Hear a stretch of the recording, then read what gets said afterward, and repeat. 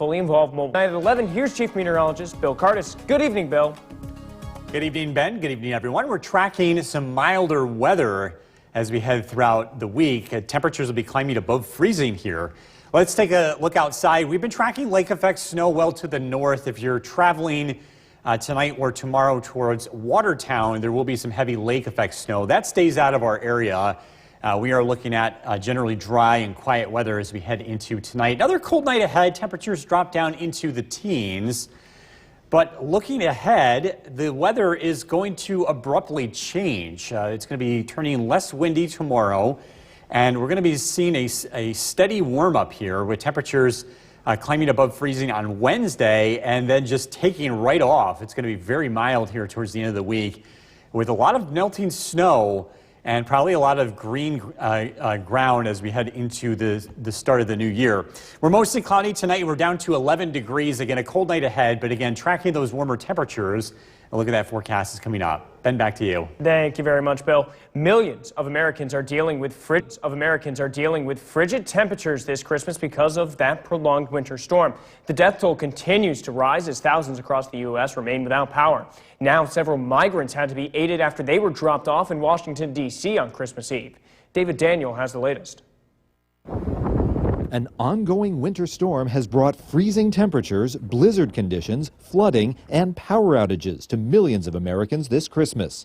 At least 26 people have died from storm-related incidents across the U.S., with the latest fatalities reported in New York. I don't want to say that this is going to be it, because it would be fallacy for me to say that, because we know there are people who've been stuck in cars for more than 2 days, and there are people in homes that are below freezing now temperatures. By Sunday morning, more than 55 million people were under wind chill alerts and freeze warnings across the South. In New York City, it was the second coldest Christmas Eve in 150 years, according to the National Weather Service. This is a war with Mother Nature, and she has been hitting us with everything she has since the late hours of Thursday into Friday, Saturday, and now on Christmas morning. And this will go down in history as the most devastating storm. Meanwhile, several busloads of migrants were dropped off in Washington, D.C. late Saturday night in front of Vice President Kamala Harris's residence in 18-degree weather. One organization, which has been receiving migrants sent to D.C. since the spring, was prepared for their arrival. These buses were actually initially intended to go to New York and then shifted to D.C. because of the weather. So for many people, you know, the free ride to get them closer to their final destination is actually a really important service. Also this Christmas, thousands of Americans are stranded at U.S. airports due to the winter weather. By Sunday morning, more than 1,600 flights had been canceled, according to FlightAware. I'm David Daniel reporting. 2 people are dead after a shooting at a Jehovah's... Central New York's most dependable weather team. Here's Chief Meteorologist Bill Curtis. Good evening, and I hope you had a wonderful Christmas. The weather is going to gradually warm up as we head throughout the week. Let's take a look outside. Things are looking quiet here on our Utica National Tower Cam overlooking Cooperstown. You can see the flag moving around. It's been windy. It's been cold this weekend. We've had sub-zero wind chills. But as we look ahead, we will see a lot less wind tomorrow. Still breezy, just not windy. And the winds will be backing off Tuesday, Wednesday, and Thursday. Just a light breeze will be around. That's going to help make it feel a lot warmer. And it will be warming up as we head throughout the week. Lake effect snow continues to fall heavy to the north, where bands of snow continue across Lewis and extreme northern Herkimer County. We will see lake effect snow in these areas over the next 24 hours, but those bands look to stay north of the Mohawk Valley and generally north of Route 28. So if you're heading north, you'll be running into that, but again, that snow will stay away from the majority of the area. Temperatures will warm up. We'll be in the mid-20s tomorrow. In the upper 20s Tuesday. We are above freezing, and we'll start to thaw out beginning Wednesday.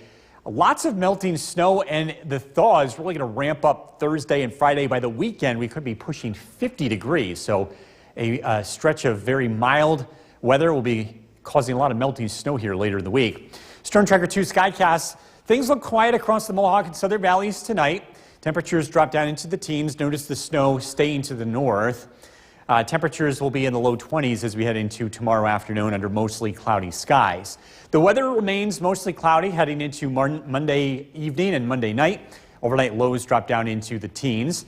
Tuesday morning, mostly cloudy and a similar day, although slightly warmer heading into Tuesday afternoon. Temperatures by 2 p.m. in the upper 20s. And again, we'll continue that warming trend as we head into the week. The snowfall forecast, again, we are expecting accumulations across Lewis County and extreme northern Herkimer County from Lowville to Turin. 6 to 12 inches of snow is possible tonight and tomorrow. But again, the snow generally staying well north of the Mohawk Valley. The parts of the Tug Hill could see another foot of snow here over the next 24 hours. Tonight, mostly cloudy down to 11. Tomorrow, a lovely afternoon. It's still pretty chilly, but it's less windy, a high of 25. Storm Tracker 2 7-day forecast. The weather is looking pretty mild here. Wednesday's high 37. We're into the 40s on Thursday and Friday.